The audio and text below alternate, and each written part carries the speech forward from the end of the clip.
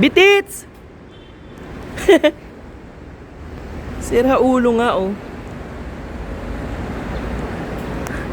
Bitits!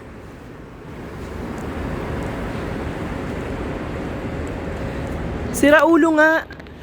Tinatawag ko doon, lumilingon sa likod niya. Kukuha kami ng permit eh. Ingat, Dad. Mauna ako. Pogi ah.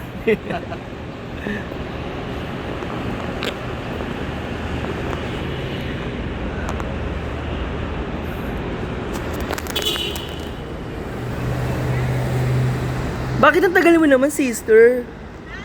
Ba't ang tagal mo naman? Eh, dito tayo dadaan.